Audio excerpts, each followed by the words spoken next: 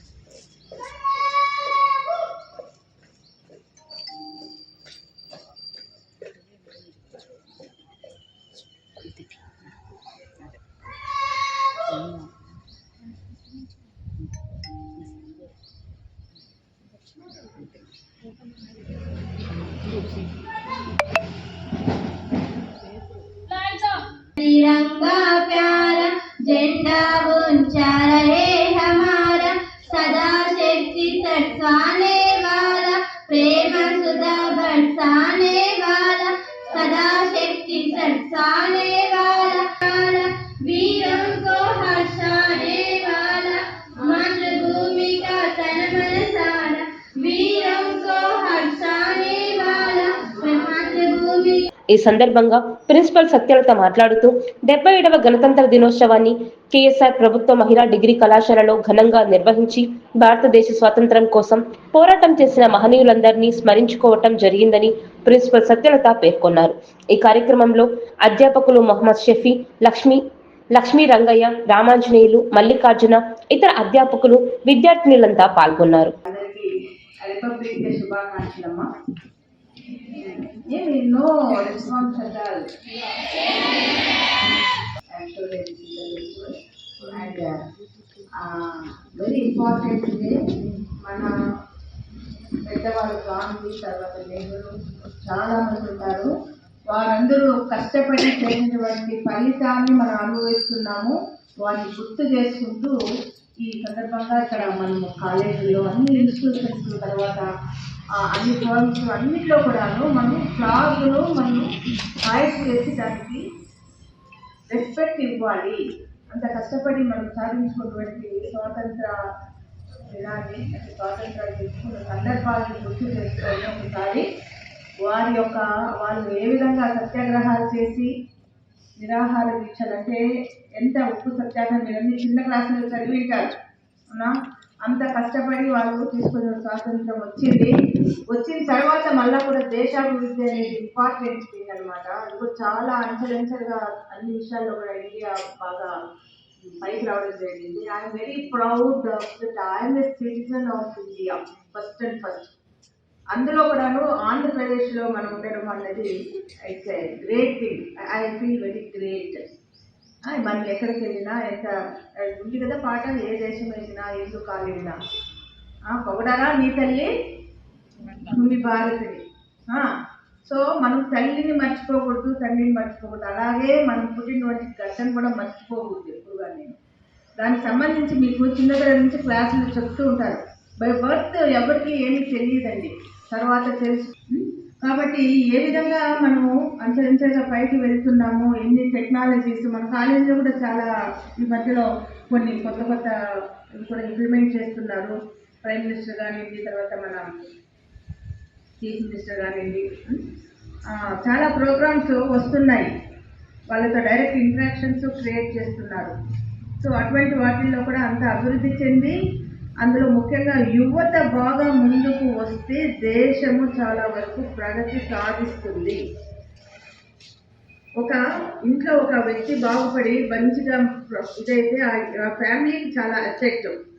ఆ family asset అయితే సొసైటీలో అతను లేక ఆమె ఒక మంచి పొజిషన్కి పోయి ఒక మంచి కార్యక్రమాలు చేస్తే it will be useful to the society. సంఘానికి యూస్ఫుల్ అయింది అంటే మంచి రిపబ్లిక్ డే గణతంత్ర దినోత్సవము. గణము అంటే రాజ్యము, తంత్రము అంటే రాజ్యాన్ని నడిపే వ్యూహం. మనల్ని మనము పరిపాలించుకునే రోజు, మన రాజ్యాంగాన్ని రచించుకుని దాన్ని అమలు చేసే రోజు ఈరోజు. రిపబ్లిక్ డే అని ఇంగ్లీష్ అంటే when you select the head of the state for certain period, that country is called republic. ఒక దేశాధినేతను నియమిత కాలం కోసం ఎన్నుకుంటే ఆ దేశాన్ని రిపబ్లిక్ దేశము అంటారు. దేశాధ్యక్షుడు వేరే, ప్రభుత్వాధ్యక్షుడు వేరే. You remember this point. Head of the state వేరే, హెడ్ ఆఫ్ ది గవర్నమెంట్ వేరే. ఇండియాలో హెడ్ ఆఫ్ ది స్టేట్ రాష్ట్రపతి, head of the government prime minister. అమెరికాలో హెడ్ ఆఫ్ ది స్టేట్ రాష్ట్రపతి ఒక్కడే. ఏ దేశంలోనైతే దేశాధినేతను నియమిత కాలం కోసం ఎన్నుకుంటామో ఆ దేశాన్ని రిపబ్లిక్ అని అంటాం. ఈ విధంగా చూస్తే Saudi Arabia, Japan, Kuwait, Bahrain, Dammam, Nepal ఇవి రిపబ్లిక్ దేశాలు. బ్రిటన్ ఇవి రిపబ్లిక్ దేశాలు కాదు. ఆ దేశాల్లో దేశాధినేతలు వారసత్వంగా కుటుంబ పరంగా వస్తూ ఉంటారు. That is the meaning of republic. ఇంకొక మీనింగ్ ఉంది. ప్రపంచ ప్రఖ్యాత మేధావి ప్లాటో రచించిన పుస్తకం పేరు కూడా republic. That is, it deals about justice, warfare, statecraft, that's all. So కొన్ని విషయాలు చెప్తాను మీకు నేను. మేడం ఇందాక చెప్పారు, చాలా బాగా చెప్పారు. చాలా మంది త్యాగాలు చేశారు, ప్రాణాలు దారిపోశారు అని. ఆ త్యాగాలు ఏమిటో కొన్ని ఒకసారి నేను ముందు విచారించుకున్నాను, స్మరించుకుందాము. ఒక స్వాతంత్ర సమర యోధుడు బ్రిటిష్ వాళ్ళకు వ్యతిరేకంగా నినాదాలు చేస్తూ ఒక సమూహాన్ని తీసుకెళ్తూ ఉంటాడు. అతన్ని పట్టి బంధించి ఇట్లా నువ్వు ప్రజలను మా వైపు తిప్పి మా వైపు తిరుగుబాటు చేయకుండా నేను బంధిస్తాము, శిక్షిస్తాము అని చెప్పి జైల్లో పడవేస్తారు. వాళ్ళు వేసిన శిక్ష ఏం తెలుసా? Slogans against British government raise చేస్తున్నాడు కాబట్టి జైల్లో వేసి సుత్తితో మొత్తం పళ్ళు కూడా కొడతారు. ఆ జైలులో తను చాలిస్తారు. ఆ సమర యోధుడి పేరు సూర్య సేన్. త్యాగం అంటే మనం ఊహించలేము, అలాంటి త్యాగాలు చేశాం. సుభాష్ చంద్రబోస్ సైన్యంలో ఒక మహిళ సీక్రెట్ ఏజెంట్ ఉంది, నీరా ప్రాడి ఆమె పేరు. ఆమె సుభాష్ చంద్రబోస్ కోసం పనిచేసేది. ఆమె భర్త బ్రిటిష్ సైన్యంలో బ్రిటిష్ వాళ్లకు సపోర్ట్గా పనిచేసి ఒక అధికారి. ఒకరోజు బ్రిటిష్ వాళ్ళు వేసిన ప్లాన్ ఎత్తుబడి ఏమిటి అంటే సుభాష్ చంద్రబోస్ చంపేయాలని. ఈ నీరా రాడియా భర్తకు ప్లాన్ వేసి రివాల్వర్ ఇచ్చేస్తారు. అది భార్యకు తెలిసిపోయి భర్తను కాల్చి చంపేస్తారు. అది త్యాగం అంటే. That is sacrifice. భర్త కంటే కూడా దేశం నమ్ముతుందా అని అనుకున్న మహిళ తర్వాత ఆమెను పట్టి బంధించి బోస్ ఎక్కడ చెప్పు అని చిత్రహింసలు పెడితే ఇక్కడ ఉన్నాడు అంటే కత్తి తీసుకుని ఒక వక్షోజాన్ని కట్ చేసి కింద పెట్టేస్తారు. సాక్రిఫైస్. మనం చెప్పుకుంటుంటాము, నేను చెప్పడం చాలా ఈజీ, మీరు వినడం చాలా ఈజీ. ఇంత భయంకరంగా టార్చర్ ఆజాద్ హిందూ ఫౌజ్ కోసము ఫండ్స్ తక్కువై సుభాష్ చంద్రబోస్ కలకత్తా వీధుల్లో చందా కోసం వెళ్తూ ఉంటాడు. అతని నిజాయితీని చూసి మహిళలు తమ చేతిలో ఉన్న బంగారు గాజులు, ముక్కు పుడకలు, చెవిలో ఉన్న కమ్మలను తీసి వేసేసుకుంటారు. ఒక ఇంటి డోర్ నాక్ చేస్తే ఒక తల్లి బయట వస్తుంది. నా దగ్గర నీకు ఇచ్చేందుకు ఏం లేదు నేను అంటుంది. పక్కనే కొడుకుంటాడు. కొడుకున్నాడు కదా, కొడుకుని ఇచ్చేయంట. ఒక్కడే కొడుకు ఆ వృద్ధ మహిళ తీసుకో నాన్న అంటుంది. ఆ అబ్బాయి తరువాత సుభాష్ చంద్రబోస్కు అనుమిత్రుడుగా మారి, కుడి భుజంగా మారి జనరల్ షానవాజ్ ఖాన్ గా పేరు పొందుతాడు. ఆ తల్లి త్యాగం మనం ఊహించలేదు. ఈ త్యాగాలంటే ఇవి స్మరించుకొని మనం మన సొసైటీలో, మన పొరుగు వారిలో, మన క్లాస్మేట్స్తో, మన కాలేజీలో మనం ఎలా ఉంటున్నాము, మన రాష్ట్రంలో ఎలా ఉంటున్నాము, అంత గొప్ప గొప్ప త్యాగాలు చేశాము. మన ఊహకి అందవలేదు. ఇవి నేను చెప్పిన మచ్చుకు కొన్ని కేరళలో ఒక చిన్న గ్రామం ఉంది, దాని పేరు మబ్బీలా. ఆ మబ్బీలా గ్రామవాసులందరూ బ్రిటిష్ వాళ్ళకు వ్యతిరేకంగా ఒక ఫత్వా జారీ చేస్తారు, వాళ్ళతో మనం కోఆపరేట్ చేయకూడదు అని. బ్రిటిష్ వాళ్ళు ఆ గ్రామం అందరినీ రైల్వే వ్యాగన్లో కుక్కి ఎట్లా మనం మన ఇంట్లో బీరువాళ్ళు బట్టలు సర్ది ఫుల్ టైట్ చేసి డోర్ వేస్తాం కదా, డోర్ తెలిస్తేనే టపా టపా టపా బట్టలు కింద పడతాయి కదా, అట్లా కుక్కేస్తారు మనుషుల్ని ఆ రైల్వే వ్యాగన్లో. 10 నిమిషాల తర్వాత తెలిసి అందరూ చనిపోయింటారు, గ్రామం మొత్తం ఖాళీ అయ్యింది. అది త్యాగం. సో ఇవి త్యాగాల గురించి కొన్ని నిజాయితీ గురించి కొన్ని చెప్తాను, ఎందుకంటే నిజాయితీ యంగ్ ఏజ్లో డెవలప్ అయితే మీరు సమాజాన్ని చాలా బాగా పనిచేస్తారు. నిజాయితీ ఎలా ఉంటుందో ఒక ఎగ్జాంపుల్ ఇస్తాను. మన మనసులో వచ్చే ఆలోచనలు, మన సంకల్పాలు, మన తలంపులు, వాటి రియాక్షన్ దేవుడు ఎట్లా ఇస్తాడో ఒక సంఘటన చెప్తాను.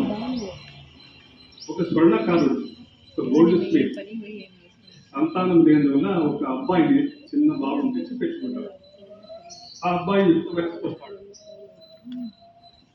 ఒకరోజు అతను ఇంటికి వస్తే భోజనానికి భార్య బోరను పిలుస్తూ, ఏమండి చూసారా, ఏమైంది అంటే, మనం మన కన్న కొడుకులాగా పెంచుకున్న ఆ పిల్లాడు ఈరోజు నా చెయ్యి పట్టుకున్నాడు చెడు ఆలోచనతో అని చెప్తుంది. అక్కడ ట్విస్ట్ మీరు గమనించండి. ఎట్లా ఆ పిల్లవాడు నిజాయితీగా ఉన్నాడో, అతడి మనసులో సంకల్పం కలిగింది నిజాయితీగా, ఇది నాది కాదు అని ఆ ఆలోచన భగవంతుడికి చేరిపోయింది. అక్కడి నుంచి డెసిషన్ కిందికి వచ్చింది. So have honesty in life, lead a good life, have a bright future. ఈ అవకాశం ఇచ్చిన పెద్దలు షఫీ గారు చెప్పారు. ఈ రిపబ్లిక్ డే కంటే ముందు మనం ఇప్పుడు జరుపుకునే వాళ్ళం, దాన్ని ఇండిపెండెన్స్ డే అనేవాళ్ళు. ఈ ఇండిపెండెన్స్ డేకి రిపబ్లిక్ డేకి చాలా తేడా ఉంది. మనం దాదాపు 300 సంవత్సరాల పైన మార్గదర్శక సూత్రాలను తయారు చేసుకోవాల్సిన అవసరం ఏర్పడింది. మరి సూత్రాల ఏర్పాట్లు అనేటువంటిది చాలా కష్టంతో కూడుకున్నది. గతంలో భారతదేశంలో స్వాతంత్రం రాకముందు కానీ, బ్రిటిష్ వారు రాకముందు కానీ ఈ దేశంలో రాజరిక వ్యవస్థ అమల్లో ఉండేది. రాజులంతా కూడా ఎప్పుడు కూడా ప్రజా సంక్షేమాన్ని వదిలేసి యుద్ధాలపైన ఆధారపడేవాళ్ళు, రాజ్య విస్తరణ వాళ్ళకు ప్రాముఖ్యత కలిగి ఉండేది. అలాంటి పాలన నుంచి ప్రజా సంక్షేమ పాలన కోసం ప్రజాస్వామ్యాన్ని మనకు రాజ్యాంగాన్ని అమలులోకి తీసుకొచ్చినటువంటిగా మనం చెప్పుకుంటున్నాం. రాజ్యాంగం అనేది ఒక మౌలిక సూత్రాల ఉత్కృష్ట గ్రంథం. రాజ్యాంగంలో ఏం పొందుపరచబడిందో దాన్ని అనుసరంగా చేసుకుని పరిపాలించబడాలి. ఏ ఒక్కడు రాజ్యాంగానికి అతీతులు కాదు. డాక్టర్ బాబు రాజేంద్ర ప్రసాద్ అధ్యక్షతన కొన్ని కమిటీస్ నియమించి అందులో చాలా ప్రాముఖ్యత గల కమిటీ డాక్టర్ బిఆర్ అంబేద్కర్ యొక్క చాలా అంశాలు పొందుపరిచి భవిష్యత్తులో భారతదేశంలో నివసించబోయే ప్రజలకు కావాల్సినటువంటి హక్కులు, స్వేచ్ఛ, భావ స్వాతంత్రం, భావ ప్రకటన, విద్య, వైద్యము, మౌలిక సదుపాయాలు, వీటన్నిటిపైన కూడా రాజ్యాంగంలో చాలా క్లియర్గా పొందుపరచడం జరిగింది. మరి ఆ రాజ్యాంగం అమల్లో ఉంది కాబట్టే ఇవాళ మనం చాలా స్వేచ్ఛగా, స్వాతంత్ర్యంగా మన విద్యను, ఉపాధిని, కావలసినటువంటి అన్ని విషయాలపై మనము జీవించగలుగుతున్నాం, స్వేచ్ఛగా ఉండగలుగుతున్నామంటే కారణం రాజ్యాంగమే. ఆ రాజ్యాంగాన్ని మనం ప్రతి సంవత్సరం 26వ తేదీ జనవరి స్మరించుకుంటున్నాం. మరి రాజ్యాంగంతో పాటే మన దేశంలో ఉన్నటువంటి చాలా అంశాలు, మరి ఇందాక షఫీ గారు చెప్పినట్లు దైవ చింతన కానీ, స్పిరిచువల్ థాట్స్ కానీ, మేధావుల యొక్క ఉపన్యాసాలు కానీ ప్రకారంగా తీసుకొచ్చి మత పరమత సహనం అనేటువంటి దానిపైన ఏ మతంలో ఉన్నా, ఏ కులంలో ఉన్నా కూర్చున్నాం. అలాగే రిటైర్ అయినాడు మల్లికార్జునరావు గారు, షఫీ గారు, మేడం గారు, నేను లక్ష్మీరంగయ్య. మే నెలలో జనవరి 31కి మల్లికార్జునరావు రిటైర్ అయితే